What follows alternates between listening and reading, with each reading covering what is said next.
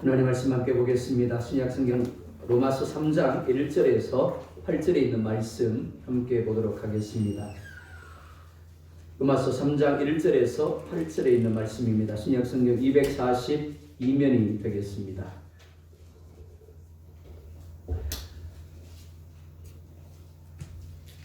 로마서 3장 1절에서 8절에 있는 말씀입니다. 교독하겠습니다.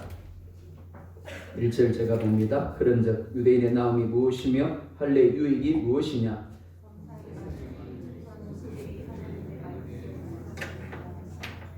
어떤 자들이 믿지 아니하였으면 어찌하리요? 그 믿지 아니함이 하나님의 미쁘심을 해하겠느냐?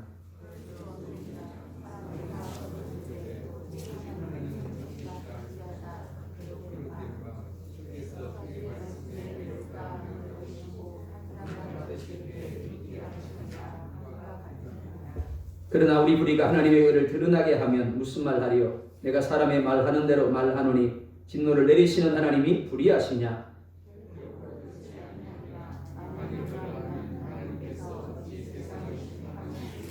그러나 나의 거짓말로 하나님의 참되심이 더 풍성하여 그의 영광이 되었다면 어찌 내가 죄인처럼 심판을 받으리요?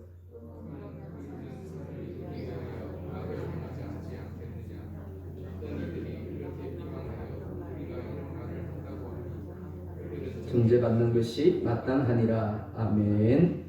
하나님은 언제나 참되시다라는 제목으로 하나님 말씀 증가하도록 하겠습니다. 만약 누군가가 여러분의 삶에 간섭하고 참견하려 한다면 여러분들은 어떻게 반응하시겠습니까? 1번 좋아한다, 2번 싫어한다. 마음속을 한번 선택해 보시기 바랍니다. 아마 대부분 2번일 겁니다. 대부분 사람들은 누군가가 자신의 삶에 간섭하려고 할 때, 그리고 참견하려고 할 때 별로 좋아하지 않습니다. 심지어 자신을 낳고 키워준 부모조차도 자신의 삶에 간섭하는 것을 좋아하지 않습니다. 그렇기 때문에 누군가가 자신의 삶에 대해 혹은 자신이 한 것에 대하여 틀렸다거나 잘못했다고 지적하게 되면 당연히 부정적인 반응을 나타내게 됩니다. 이렇게 반응하는 이유가 무엇일까요? 그 사람을 신뢰하지 못하기 때문이다라고 할 수 있습니다. 예를 들어서 부모님을 전적 신뢰한다면 어떻겠습니까? 부모님의 말은 100% 옳다라고 여긴다면 당연히 부모가 하는 말을 기쁨으로 받을 겁니다. 그런데 그렇지 못하는 겁니다. 하지만 본질은 자신을 왕으로 삼는 죄적 본성을 가졌기 때문이라고 할 수 있습니다. 자기 자신이 왕입니다. 자기 자신이 주인입니다. 그러니까 누군가가 자신의 삶을 어찌하려고 할 때 견딜 수가 없는 겁니다. 이는 하나님에 대해서도 마찬가지입니다. 그리스도인이라면 누구나 하나님을 믿는다라고 고백을 합니다. 하지만 문제가 무엇인가 하면 하나님을 믿는다라면 분명히 말씀을 신뢰할 수 있어야 하고 의지하며 맡김으로 순종할 수 있어야 하는데 그렇지 못한다라는 것입니다. 참 모순이지 않습니까? 믿습니다. 그런데 맡기지 못하는 겁니다. 신뢰하지 못하는 겁니다. 시편 51편 4절에 보면 다윗이 이렇게 고백을 하고 있습니다. 내가 주께만 범죄하여 주의 목전에 악을 행하였사오니 주께서 말씀하실 때 의로우시다 하고 판단하실 때 순전하시다 하리이다. 나단이라는 선지자가 다윗에게 나옵니다. 그리고 다윗을 책망합니다. 우리아를 죽게 한 일, 그리고 그 아내와 간음한 일에 대하여 다윗의 잘못을 지적을 합니다. 다윗은 일국의 왕입니다. 그런데 다윗이 곧바로 자기 잘못을 인정하며 하나님께 용서를 구합니다. 잘못한 것에 대하여 다른 사람으로부터 지적을 받을 때 자신의 죄를 인정하고 회개하기란 결코 쉬운 일이 아닙니다. 다윗이 이렇게 반응할 수 있었던 이유가 무엇일까요? 하나님이 말씀하시는 대로 행하시는 분임을 그가 믿었기 때문입니다. 그래서 책망을 받아들일 수 있었고 돌이켜 회개할 수 있었고 다시 말씀에 순종하는 삶을 살 수 있었던 겁니다. 이는 우리도 마찬가지입니다. 하나님을 믿는다라면, 즉 하나님이 어떤 일이 있어도 말씀하신 대로 하시는 분임을 믿는다라면 말씀을 통한 책망을 얼마든지 받아들일 수 있습니다. 그리고 말씀에 순종함으로 우리 자신을 하나님 앞에 맡길 수가 있게 되어지는 겁니다. 먼저 오늘 본문은 하나님의 말씀을 맡은 유대인을 말씀을 합니다. 1절 2절에 보면 이렇게 말씀을 합니다. 함께 볼까요? 시작. 그런즉 유대인의 나음이 무엇이며 할례의 유익이 무엇이냐? 범사에 많으니 우선은 그들이 하나님의 말씀을 맡았음이니라. 아멘. 바울은 앞선 2장에서 유대인이나 이방인이나 모두 죄인이고 하나님의 심판의 대상이 된다라고 이야기를 했습니다. 그리고 참된 유대인은 혈통이나 할례의 문제가 아니라 마음의 문제이고 하나님과의 관계 문제라고 하였습니다. 하지만 유대인들은 바울의 이런 주장에 대하여 동의하려고 하지 않았습니다. 유대인들은 자신들을 특별한 존재라고 여겼습니다. 왜냐하면 하나님으로부터 부름을 받았고 율법을 가졌고 할례를 가졌기 때문입니다. 하지만 바울은 이 모든 것이 결코 구원을 보장하지 않으며 이방인들과 다르지 않다라고 했습니다. 그래서 유대인들이 바울에게 이렇게 묻습니다. 그러면 유대인이라는 혈통이 몸에 할례를 받은 것이 무슨 유익이 있습니까? 하나님께서는 이스라엘 백성들을 특별하게 구별하셨습니다. 하나님께서 친히 이스라엘 백성들을 특별한 능력으로 애굽에서 이끌어내셨습니다. 그리고 특별한 사랑으로 이스라엘 백성들을 광야에서 인도하셨고 가나안을 그들에게 선물로 주셨습니다. 그리고 시내산에서 말씀을 주시고 약속을 맺었고 그 표시로 할례를 주셨습니다. 뿐만 아니죠. 예수님이 그들 가운데 나셨습니다. 그래서 바울은 유대인의 나음이 범사에 많다라고 이야기를 합니다. 왜냐하면 하나님이 그들을 특별하게 대우하셨기 때문입니다. 자, 그렇다면 여기서 우리가 생각해야 할 것이 있습니다. 과연 왜 하나님이 유대인들을 그렇게 특별하게 대우하셨는가 하는 겁니다.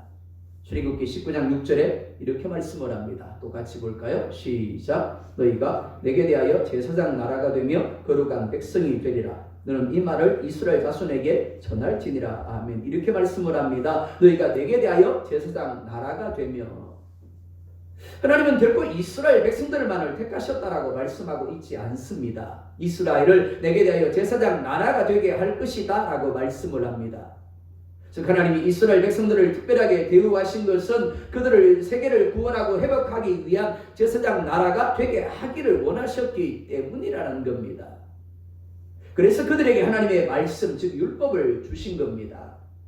유대인의 나음의 첫 번째가 바로 여기에 있습니다. 하나님의 말씀, 즉 율법을 맡겨주신 겁니다. 자, 그런데 우리가 생각해야 할 것이 있습니다. 말씀을 맡았다라고 말씀을 합니다. 이 말씀을 원문에서 보면 피스티오라는 단어를 씁니다. 이 말은 믿음이라는 단어입니다. 신뢰하다, 의지하다, 맡기다 라는 의미입니다. 믿는다라고 할 때 이 단어는 우리가 하나님에 대하여 쓰는 단어입니다. 우리가 하나님을 피스티오합니다. 하나님을 신뢰하고 하나님을 의지하고 하나님께 맡깁니다 라는 단어입니다. 이스라엘 그들이 하나님의 말씀을 맡았다라고 말씀을 하죠. 그런데 실상은 그들이 맡은 것이 아닙니다. 하나님이 그들에게 맡겨주신 겁니다. 즉 하나님이 이스라엘 백성들을 믿고 말씀을 그들 가운데 맡기셨다라는 겁니다.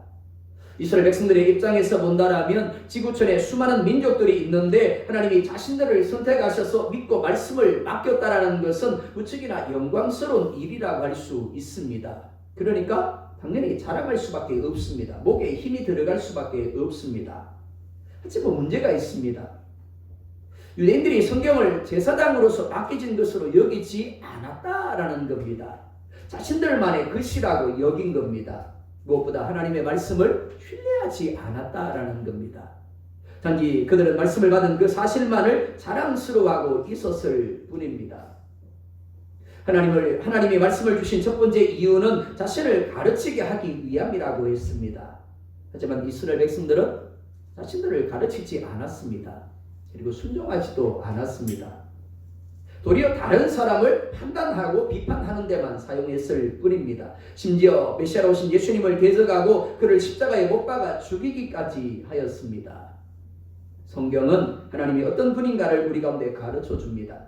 창세기 1장으로부터 요한계시록 22장까지 끊임없이 하나님이 이런 분이다라고 우리 가운데 가르쳐 주고 있습니다. 뿐만 아니죠. 사람들이 가진 불행과 죽음의 원인이 무엇이고 그것을 해결할 수 있는 방법이 무엇인가를 우리 가운데 끊임없이 반복해서 말씀하고 또 말씀하고 있습니다. 그러니까 사람들에게는 보물 중에 보물이고 사람들의 운명을 바꿀 수 있는 유일한 책이라고 할 수 있습니다. 이 책을 하나님이 유대인들에게 맡기셨습니다. 하지만 유대인들은 이 책을 소중하게 여겼을 뿐 믿지 않았습니다. 그들만 그랬을까요? 아니요. 이 시대를 살아가는 그리스도인들도 마찬가지입니다. 북한에서는 성경을 구하기가 무척이나 어렵습니다. 중국을 통해서 들은 쪽 성경이 대부분입니다. 이 성경을 드러내놓고 읽을 수도 없습니다. 그래서 비밀리에 이불을 덮어쓰고 그 속에서 성경을 읽습니다. 문제는 그러다가 들키게 되면 강제 수용소에 수용이 되거나 총살형을 당하게 된다라는 겁니다. 단지 뭘 했다고요? 성경을 읽었을 뿐입니다. 성경을 가졌을 뿐입니다. 근데 그것 때문에 강제 수용소에 수용이 되고 죽임을 당하는 겁니다. 그것도 이것을 잘 알고 있습니다. 내가 성경을 읽다가 발견되게 되어지면, 내가 성경을 가졌다가 그들에게 발견되어지게 되면 강조 수용소에 들어가게 되고 총살형을 당할 수 있다는 것을 알고 있습니다. 그럼에도 그들은 성경을 찾습니다. 어떻게 해서든지 성경을 구하려고 하고 성경을 끊임없이 읽습니다. 무슨 말입니까? 죽어도 좋다라는 겁니다. 강제 수용소에 들어가도 좋다라는 겁니다. 왜 그럴까요? 성경의 가치를 알기 때문입니다. 성경을 믿기 때문에 그렇습니다. 그렇다면 우리는 어떻습니까? 이 땅에서 성경을 구하는 일은 결코 어렵지 않습니다. 마음만 먹으면 가까운 서점이나 인터넷에서 얼마든지 성경을 구할 수가 있습니다. 그리고 읽을 수 있습니다. 북한 사람들처럼 목숨을 걸 필요도 없습니다. 그러니까 성경을 가지고 부지런히 읽어야 하고 하나님에 대하여 더 알아가야 하고 적극적으로 말씀에 순종하는 삶을 살고 있어야 맞습니다. 매주일 주보에 한 주 동안 읽어야 할 성경 범위를 넣고 있습니다. 한번 물어볼까요? 그 범위대로 성경을 읽고 계십니까? 아마 읽는 분도 계실 거고 그렇지 않은 분도 계실 겁니다. 근데 한번 물어볼까요? 왜 안 읽을까요? 가치를 인정하지 못하기 때문입니다. 그리고 믿지 못하기 때문입니다. 그리고 그 이면에는 자신이 가지고 있는 주의 심각성을 올바로 인식하지 못함이 있습니다. 무슨 말인가 하면 말기 암에 걸려서 몇 개월 남지 않은 사람이 건강하다는 착각 속에 빠져 있는 겁니다. 그래서 의사가 신신당부하면서 이 약은 꼭 시간을 지켜서 드셔야 합니다. 그렇지 않으면 죽습니다라고 이야기하는데도 약을 구석에 던져놓고는 약을 먹으려고 하지 않는 것과 같은 겁니다. 그 사람이 어떻게 될까요? 얼마 가지 못해서 결국 죽음을 맞게 될 겁니다. 인간의 문제는 결코 부족함의 문제가 아니라고 했습니다. 죄의 문제입니다. 저희가 모든 것에 부족함이 없고 하나님 보시기에 좋았던 에덴을 잃어버리게 만들었습니다. 그리고 끊임없이 땀을 흘리고 수고해도 원하는 만족을 얻을 수 없는 부족의 자리에 서게 하였습니다. 그리고 하나님을 알지 못한 채, 하나님을 알려고 하지 않는 채 자기 욕심에 빠져 살아가게 하는 영적인 죽음을 가져왔습니다. 그리고 육체적인 죽음을 가져왔습니다. 뿐만 아니죠. 죽음 이후에는 영원히 저주와 비참한 고통 가운데 머물게 되는 지옥의 죽음을 끌고 왔습니다. 그러니까 인생은 끊임없이 수고해도 불행과 부족에서 벗어날 수 없고 그러다가 죽음에 이르게 되고 영원한 고통의 지옥에 던져지게 되는 겁니다. 그런데 그런 삶에서 벗어나는 비결이 무엇인가를 우리 가운데 가르쳐주는 것이 바로 성경입니다. 우리의 삶이 저주가 아니라 축복을 누릴 수 있고 우리의 영원히 지옥이 아니라 천국이 될 수 있는 비결이 무엇인가를 우리 가운데 가르쳐주는 것이 바로 성경인 겁니다. 근데 문제가 뭘까요? 우리가 아는 성경 지식으로 충분하다고 여기다라는 겁니다. 근데 아십니까? 창세기로부터 요한계시록까지 말씀을 보면 볼수록 저는 이제 말씀을 준비하는 입장이니까 말씀을 준비할 때마다 새롭게 깨달아집니다.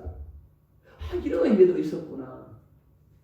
하나님이 이 말씀을 통하여 우리 가운데 이렇게 교훈하려고 하셨구나. 새롭게 깨닫는 거예요. 그러면서 또 은혜를 누리게 되는 겁니다. 로마서 10장 17절에 이렇게 말씀을 합니다. 그러므로 믿음은 들음에서 나며 들음은 그리스도의 말씀으로 말미암았느니라. 씨를 뿌리지 아니하고 어떻게 싹이 나지 않고 어떻게 열매를 기대할 수 있겠습니까? 열매를 기대한다면 제일 먼저 싹이 나게 해야 됩니다. 싹이 나게 하려면 씨를 뿌려야 하는 겁니다. 성경은 믿음의 씨앗입니다. 그리고 영양분입니다. 그러니까 말씀이 없이는 그 누구도 믿을 수 없습니다. 믿음이 유지될 수도 없고 자랄 수도 없습니다. 성령 하나님이 이 말씀을 통하여 이 성경을 통하여 우리에게 역사하십니다. 우리가 부지런히 성경을 읽어야 하는 이유, 그리고 들어야 하는 이유, 배워야 하는 이유가 여기에 있습니다. 베레아 성도들처럼 날마다 상고하며 말씀에 순종해야 하는 이유가 바로 여기에 있습니다. 말씀을 통하여 하나님 우리 가운데 말씀하시고, 말씀을 통하여 하나님 우리 가운데 깨닫게 하시고, 말씀을 통하여 하나님이 우리 가운데 역사하시고 또 역사하시길 원하시기 때문입니다. 그것만이 아니죠. 우리를 제사장 되게 하심으로 세상 가운데 이 말씀을 흘려보내게 하기를 원하시기 때문입니다. 두 번째로 인간의 불신앙과 하나님의 미쁘심을 말씀을 합니다. 3절에 이렇게 말씀을 합니다. 함께 볼까요? 시작. 어떤 자들이 믿지 아니하였으면 어찌하리요? 그 믿지 아니함이 하나님의 미쁘심을 패하겠느냐. 미쁘다라는 말, 피스티스라는 명사를 씁니다. 이 단어 역시 믿음이라는 의미입니다. 본문에서는 신실, 성실이라는 의미로 사용되어졌습니다. 그러니까 3절은 이렇게 이해를 할 수 있습니다. 유대인들이 하나님의 말씀을 믿지 아니하였다. 그렇다면 유대인들의 불신앙이 하나님의 신실하심을 패하겠느냐? 하나님이 이스라엘 백성들을 애굽에서 이끌어내십니다. 그리고 아브라함에게 약속하신 가나안으로 이끌어 가십니다. 그리고 무려 40년 동안 광야에서 아침에는 만나를 주시고 저녁에는 메추라기를 내려주심으로 먹게 하십니다. 그리고 반석에서 생수가 나게 하심으로 마시게 하십니다. 출애굽한 이스라엘 백성들은 이렇게 매일매일 하나님의 역사를 체험하고 또 체험을 했습니다. 무엇보다 구름기둥과 불기둥을 통해서 하나님이 자신들과 함께하고 계시는 것을 보았습니다. 하지만 결론이 무엇입니까? 믿지 않았더라입니다. 그래서 가나안에 들어가지 못하고 광야에서 죽음을 맞게 되었습니다. 여기에서 우리가 유념해 보아야 할 것이 있습니다. 광야에서 죽은 사람이 출애굽 1세대 모두가 아니라는 겁니다. 요수아와 갈렙은 살아남았습니다. 단지 살아남았다가 아닙니다. 가나안에 들어가 하나님이 약속하신 대로 가나안 땅을 기업으로 누렸습니다. 어떻게 그럴 수 있었을까요? 하나님이 차별하신 것일까요? 아닙니다. 민수기 14장 24절에 이렇게 말씀을 합니다. 그러나 내 종 갈렙은 그 마음이 그들과 달라서 나를 온전히 따랐은즉 그가 같은 땅으로 내가 그를 인도하여 드리리니 그의 자손이 그 땅을 차지하리라. 광야에서 죽음을 맞은 출애굽 1세대와 갈렙의 다름이 무엇이라고 말씀을 합니까? 이렇게 말씀하죠. 내 종 갈렙은 그 마음이 그들과 달라서.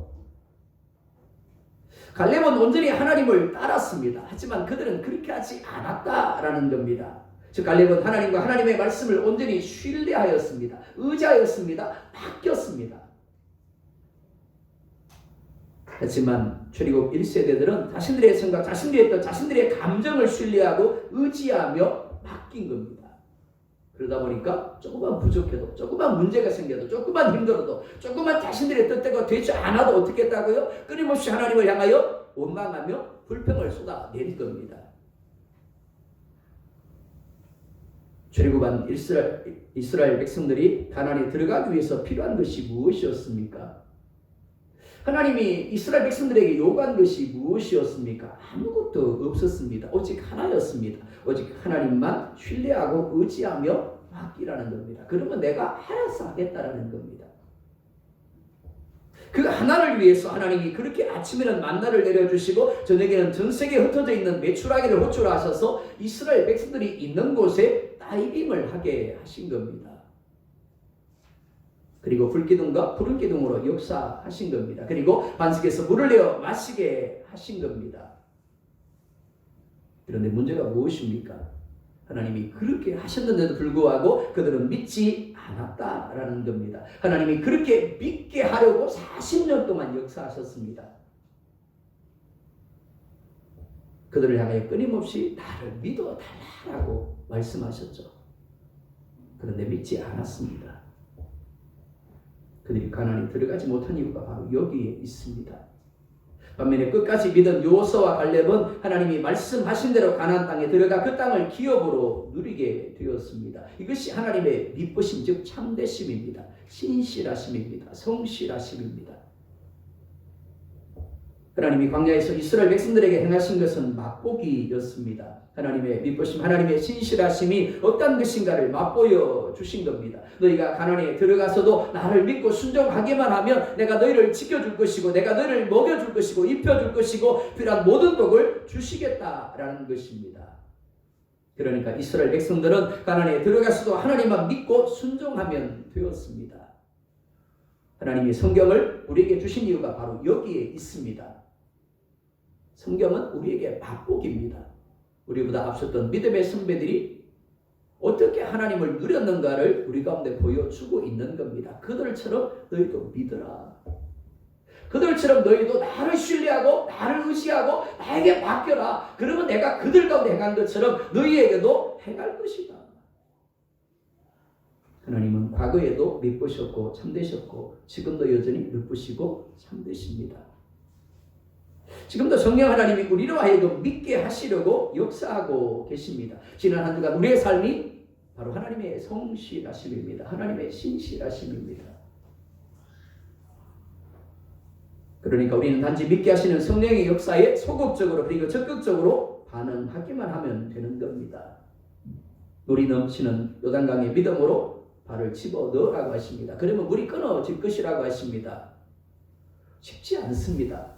하지만 믿음으로 제사장들이 발을 집어넣었습니다. 그리고 잠기게 되자 물이 끊어지게 되었습니다. 마찬가지로 우리도 말씀을 믿고 순종의 발을 집어넣으면 우리의 삶의 요단강이 끊어지는 체험을 하게 되어지는 겁니다.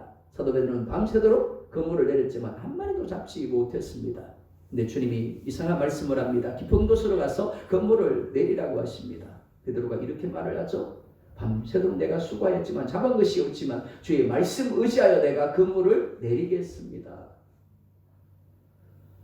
우리의 삶에도 전혀 불가능해 보이는 상황이 주어질 때가 있습니다. 하지만 믿음으로 말씀에 순종하여 그물을 내리면 하나님의 믿으심, 하나님의 성실하심, 하나님의 신실하심을 믿음으로 그물을 내리면 그 그물이 끊어질 것처럼 우리 가운데 역사하시는 하나님의 역사를 체험하게 되어지는 겁니다. 반대로 아무리 성경을 가지고 있어도 읽지 않고 선포되는 말씀을 자신에게 주시는 말씀으로 받지 않는다라면 하나님의 말씀을 신뢰하지 못하고 순종하지 아니하고 여전히 자신의 생각대로 살아간다라면 하나님의 믿으심은 복이 아니라 화로 나타날 수밖에 없는 겁니다. 이는 아담의 모습에서도 분명하게 드러납니다. 선악과를 따먹지 말라고 하십니다. 따먹는 날에는 반드시 죽을 것이다 라고 하십니다. 만약 아담이 하나님의 말씀을 믿고 순종했더라면 모든 것이 준비된 에덴에서 영원히 살 수 있었을 겁니다. 육체의 죽음도 인생의 불행도 그리고 지옥도 아예 단어조차 생겨나지 않았을 겁니다. 이는 예수님의 경우도 마찬가지입니다. 이렇게 말씀을 합니다. 주 예수를 믿어라. 그리하면 너와 내 집이 구원을 얻을 것이라. 하나님이 세상을 이처럼 사랑하사 독생자를 주셨으니 이는 저를 믿는 자마다 멸망치 않고 영생을 얻게 하려 하심이니라 라고 말씀을 합니다. 우리 스스로는 우리가 가진 죄의 문제를 해결할 수 없습니다. 우리가 가지고 있는 저주의 문제를 해결할 수가 없습니다.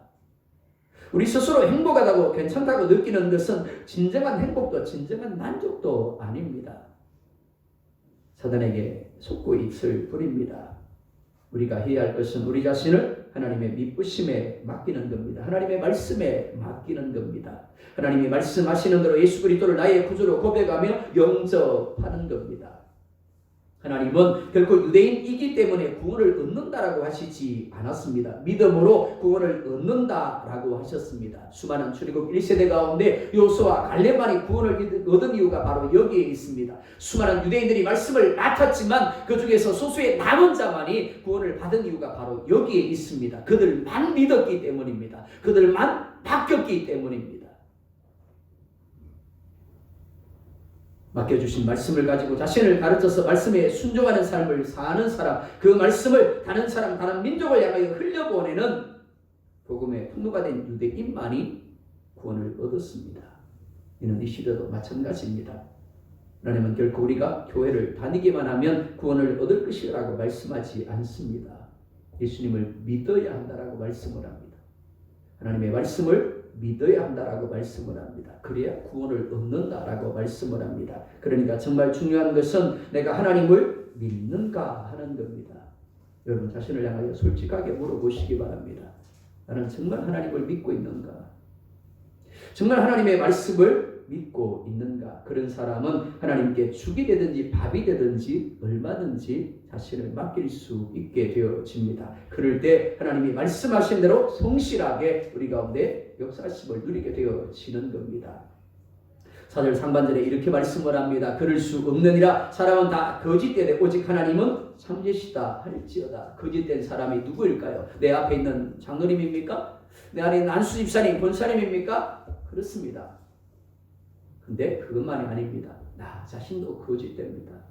그러니까 나 자신을 신뢰하고 나 자신을 의지하고 나 자신에게 맡기는 것은 어리석은 겁니다. 누구만 참되시다고요? 하나님만 참되십니다. 그러니까 우리가 신뢰하고 우리가 의지하고 우리가 맡게 될 대상은 오직 하나님 한 분뿐인 겁니다. 오직 말씀뿐인 겁니다.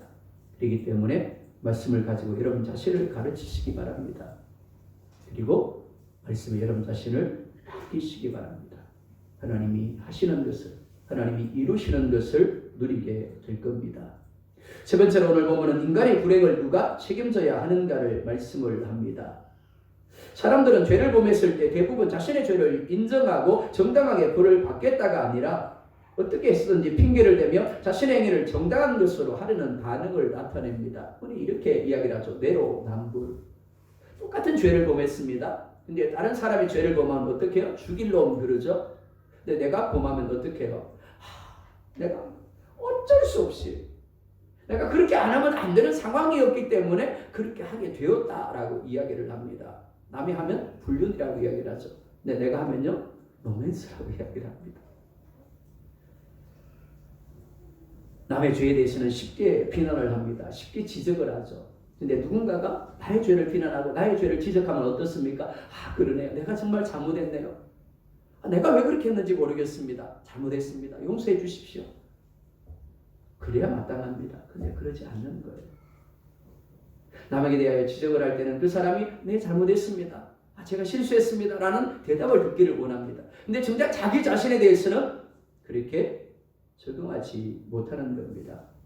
대부분 사람들은 자신의 잘못이나 문제는 생각하지 않고 늘 다른 사람이 문제라고 여깁니다. 사람들은 살아가면서 갖가지 불행의 문제들을 만납니다. 이는 자신의 욕심으로 말미암은 것도 있고 그렇지 않은 것도 있습니다.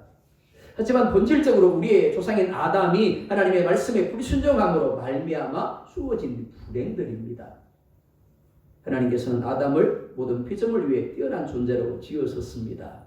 그리고 그들에게 정복하고 다스리게 하셨습니다. 아담은 하나님의 대리자로 세워질 정도로 뛰어나게 지음을 받았습니다. 하나님은 그런 사람에게 자유의지라는 것을 주셨습니다. 즉 자신의 판단에 따라 할 수도 있고 하지 않을 수도 있게 하셨다라는 겁니다. 근데 문제가 무엇입니까? 아담은 그 능력을 가지고 그 자유의지를 가지고 하나님의 말씀에 순종하는 대신에 불순종하는 쪽 죽음, 불행을 선택했다라는 겁니다. 그러니까 오늘 우리가 가지고 있는 불행의 문제는 하나님께 책임이 있는 것이 아니라 바로 우리에게 책임이 있는 겁니다. 우리는 성령을 따라 그리스도의 의를 의지할 것인지 아니면 자신의 욕망을 따라 진노의 대상이 될 것인지를 선택해야 합니다. 우리가 하나님을 믿고 살아갈 때 도저히 더 이상 믿음으로 살아갈 수 없는 막다른 골목에 부딪힐 때가 있을 겁니다.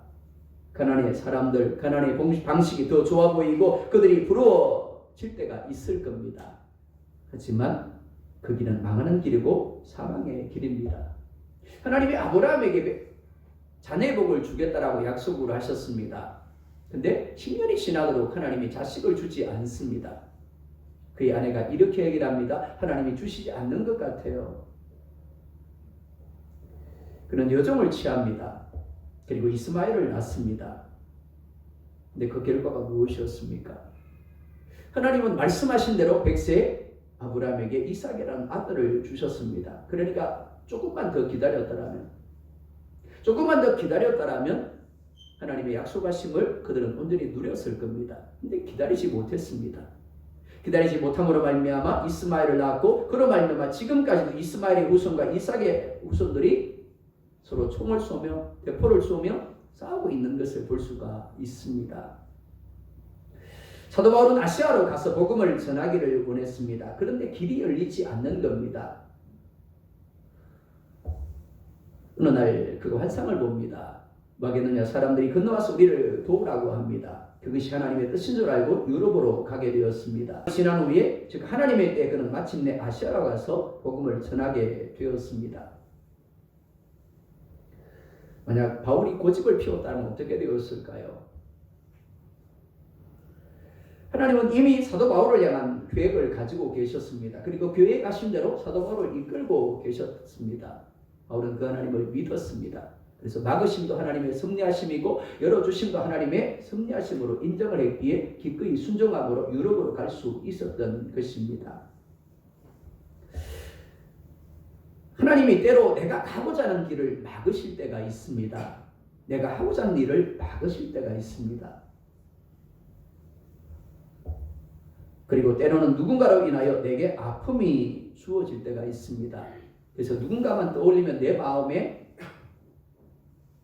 아픔이 올라올 때가 있습니다. 근데 우리가 기억해야 할 것은 그것조차도 하나님의 섭리하심이라는 겁니다. 많은 사람들이 오해하는 것이 바로 이것입니다. 이스라엘 백성들이 애굽에서 VIP로 평안하게 지내고 있었습니다. 그런데 갑자기 왕조가 바뀌어 버립니다. 이거 노예가 되죠. 불신자의 입장에서 본다면 그것을 하나님의 섭리로 인정할 수가 없습니다. 그런데 분명한 하나님의 섭리하심입니다. 왜냐하면 그들이 계속해서 VIP로 생활하게 되면 가나안으로 가려고 하지 않을 것이기 때문입니다. 그래서 지긋지긋한 애국 땅이 되게 하기 위하여 노예가 되게 하셨고 고통을 억압을 받게 하신 겁니다. 마찬가지예요. 실패하게 아니하면 그리고 막지 아니하시면 자꾸만 우리는 우리가 가고자 하는 길을 가게 될 겁니다. 근데 그 길이 망하는 길일 수 있는 겁니다. 하나님을 멀리하고 떠나는 길일 수 있는 겁니다. 그래서 하나님이 막으십니다. 그리고 때로 우리에게 아픔을 주기도 하십니다. 그 모든 것들에 대하여 우리는 이렇게 고백할 수 있어야 합니다. 하나님의 섭리하심입니다. 하나님의 뜻입니다. 사랑하는 성도 여러분, 하나님의 참되심을 믿으시기 바랍니다. 그리고 맡기고 기다리시기 바랍니다. 바울이 빌립보에서 귀신 들린 여종을 고쳐줍니다. 그런데 매를 맞고 옥에 갇힙니다. 39대를 맞고 옥에 갇혔습니다. 얼마나 힘들었을까요? 그런데 바울은 자정에 하나님 앞에 기도하고 찬송을 합니다. 그러자 기적이 일어납니다. 그리고 간수의 가정이 예수를 믿게 되고 빌립보 교회가 세워지게 되었습니다. 11시 59분과 자정은 1분 차이에 불과합니다. 그런데 우리는 그 1분을 기다리려고 하지 않습니다. 오늘 여러분의 삶이 11시 59분일 수 있습니다. 기도에도 아무런 일도 일어나지 아니하고 변화가 없는 상황일 수 있습니다. 무엇보다 39대를 맞은 것 같이 고통스럽고 힘겨울 수 있습니다. 하지만 그때 더 기도할 수 있다라면, 포기하지 않고 예수님을 바라볼 수 있다라면 하나님의 참되심을 누리게 될 겁니다. 바울은 아무런 일도 일어나지 않았음에도 불구하고 12시에 하나님 앞에 기도했습니다. 그러자 역사가 나타났죠. 그리고 하나님이 준비해 놓으신 간수장의 마음을 움직여 주심으로 빌립보 교회가 세워지게 만들었습니다. 사랑하는 성도 여러분, 11시 59분은 결코 영원하지 않습니다. 계속해서 초시계가 흘러가고 있죠. 59분 1초, 2초, 그리고 마침내 자정이 되어질 겁니다. 우리에게는 가장 힘든 시간이지만 하나님께는 기적을 준비하는 1분의 시간입니다. 그리고 마침내 하나님의 때 하나님이 준비하신 것이 드러나게 될 것이고 누려지게 될 겁니다. 그렇기 때문에 하나님을 믿으시기 바랍니다. 하나님의 말씀을 믿으시기 바랍니다. 우리는 수시로 변합니다. 하지만 하나님은 결코 변하지 않는 미쁘신 분이고 신실하신 분이고 성실하신 분입니다. 그 하나님을 바라보시기 바랍니다. 그리고 주신 말씀을 여러분 자신에게 가르치고 목숨 걸고 순종해 보시기 바랍니다. 그것이 하나님의 미쁘심이 누려지게 될 줄 믿습니다. 그런 여러분들 될 수 있기를 예수님의 이름으로 축복합니다. 기도하겠습니다. 우리 말씀을 생각하면서 한번 기도하십시다. 이렇게 기도하겠습니다. 하나님, 나를 제사장 삼으시고 내게 말씀을 주신 아버지 하나님, 하나님의 말씀을 소중히 여기고 부지런히 읽고 듣고 배우며 순종하게 해달라고, 그 말씀을 흘려보내게 해달라고 기도하십시다.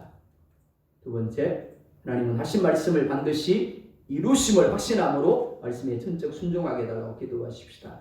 세 번째, 결코 변하지 않는 하나님, 성실하신 하나님, 신실하신 하나님, 말씀하신 바를 패하지 않는 하나님을 확신하게 해달라고. 그래서 어떤 상황에서도 11시 59분 같은 상황에서도 하나님을 바라보며 순종함으로 자정의 역사신 하나님을 누리게 해달라고, 여러분들의 문제들, 여러분의 염려들, 근심들 하나님 앞에 내어놓으면서 그렇게 한번 기도하겠습니다. 함께 기도하겠습니다. 아버지 하나님 감사합니다. 오늘 아버지 하나님 우리를 하나님의 손으로 불러주옵시고 예배하며 말씀을 듣게 하시는 아버지 하나님 감사합니다. 창세기 1장 1절부터 아버지 하나님 함께 계신 22장에 이르기까지 끊임없이 하나님의 어떤 분이신가를 성경을 통하여 우리 가운데 말씀을 합니다. 하나님 우리를 향해 어떤 마음을 가지고 계시고 어떤 계획을 가지고 있는지, 오늘 아버지 인생의 문제가 무엇인지, 그 인생의 문제를 해결할 수 있는 비결이 무엇인가를 하나님 말씀을 통하여 끊임없이 하나님 우리 가운데 가르쳐주고 계십니다. 그래서 말씀을 우리 가운데 주셨습니다. 하지만 아버지 하나님 얼마나 하나님의 말씀을 소중히 여기고 있습니까? 저 북한 땅의 아버지 하나님 우리 형제 자매들은 성경 쪽복음을 가지기 위해서 목숨을 거는데, 그 말씀 하나를 읽기 위해서 하나님 목숨을 거는데 우리는 얼마나 아버지 하나님 이 말씀을 소중히 여기고 있습니까? 말씀을 아버지 하나님의 집안 구석에 던져놓고 먼지만 쌓이게 하고 있지는 않습니까? 이 말씀을 소중히 여기게 하여 주옵시고, 부지런히 하나님 말씀을 읽게 하여 주옵시고, 듣게 하시며 배우게 하여 주옵시고, 날마다 하나님 말씀을 아버지 묵상하며 순종하게 하여 주시기를 원합니다. 무엇보다 아버지 하나님 우리를 통해서 이 말씀이 이 아포 땅에 있는 수많은 영혼들에게, 김천과 구배 땅에 있는 수많은 영혼들에게 흘러갈 수 있도록 주여 역사하여 주시기를 원합니다. 말씀으로 말미암아 변화의 역사가, 말씀으로 말미암아 살아나는 역사가, 말씀으로 말미암아 축복의 역사가 우리를 통해서 이 땅의 수많은 영혼들에게 누려질 수 있도록 인도하여 주시기를 원합니다. 아버지 하나님, 하나님은 사람이 아니시니 거짓말하지 아니하시며 말씀하신 바를 패하지 아니하시며 반드시 이루신다라고 약속하셨습니다. 그렇습니다. 아버지 하나님, 하나님이 하신 말씀을 반드시 이루심을 확신하게 하여 주시옵소서. 그래서 아버지 하나님 말씀에 순종할 수 없는 상황에서도 말씀에 전적 순종하게 하여 주시기를 원합니다. 결코 변하지 아니하시는 하나님, 신실하신 하나님, 성실하신 하나님, 오늘도 우리와 함께 하시며 말씀하신 바를 이루기 위해서 일하시고 계시는 하나님, 그 하나님을 확신하게 하여 주시옵소서. 하나님 오늘 우리의 삶의 상황들이 혹 11시 59분 아닙니까? 하나님 변하지 않는 것 같고, 하나님 결코 아버지 하나님 소망이 없는 것 같은 그런 상황 아닙니까? 그럴지라도 하나님 여전히 시기는 가고 있습니다. 11시 59분 1초 2초의 시간이 아버지 흘러가고 있고 마침내 자석이 우리 가운데 주어지게 될 겁니다. 그렇기 때문에 11시 59분에도 우리는 여전히 바울처럼 기도하게 하여 주옵시고, 하나님 말씀을 붙잡으며 하나님을 바라보게 하여 주심으로 하나님 이루시는 하나님, 역사하시는 하나님, 신실하게 성실하게 일하시는 하나님, 그 하나님을 우리가 누릴 수 있도록 인도하여 주시옵소서. 우리 교회가 그런 교회가 되게 하여 주옵시고, 우리 성도들의 삶이 그런 삶이 되어져서 정말 이 한 해 놀랍도록 이 땅 가운데 하나님의 존재를 증거하는 하나님 우리 교회, 우리의 삶이 될 수 있도록 주님 인도하여 주시옵소서. 아버지 하나님, 무려 40년 동안 이스라엘 백성들에게 하나님이 그들을 믿게 하기 위하여 아침에 만나를 주시고 저녁에 메추라기를 주시고 반석에서 생수를 나게 하심으로 마시게 하셨습니다. 구름기둥으로 불기둥 가운데 그들 가운데 보여주고 또 보여주셨습니다. 그런데 결론은 믿지 않았다입니다. 그래서 그들은 죽었습니다. 가나안에 들어가지 못하였습니다. 하지만 여호수아와 갈렙은 자기 자신이 아니라 자신의 생각, 자신의 의지, 자신의 뜻, 자신의 감정이 아니라 하나님과 하나님의 말씀을 신뢰하고 의지하고 맡김으로 가나안 땅에 들어갔고 하나님이 말씀하신 대로 그 땅을 기업으로 누렸습니다. 하나님, 우리가 여호수아와 갈렙이 될지언정 나머지 출애굽 1세대가 되지 않게 하여 주십시오. 오늘 하나님이 우리 가운데 말씀을 주셨습니다. 이 말씀을 소중히 여기게 하옵시고 이 말씀을 읽고 듣고 배우며 묵상하며 순종하게 하시되 말씀을 통하여 약속하신 바를 분명히 확신함으로 말씀하신 대로 신실하게 성실하게 행하신 하나님, 그 하나님을 바라보며 의뢰하게 도와주옵시고 마침내 이루신 하나님의 역사를 누리는 의의 그리고 축복의 사람들 될 수 있도록 인도하여 주십시오. 우리의 삶, 우리의 가정, 우리의 아버지 하나님 기업들, 우리의 직장들, 우리의 자녀들, 우리 교회들 다 주님 앞에 맡깁니다. 오직 우리는 믿음으로 순종합니다. 주님 이루어 주옵소서. 그래서 이 한 해 우리 교회 가운데 우리의 모든 성도들 가운데 하나님 주님 은혜의 간정들로 가득하게만 하여 주시옵소서. 예수님의 이름으로 기도드리옵나이다. 아멘.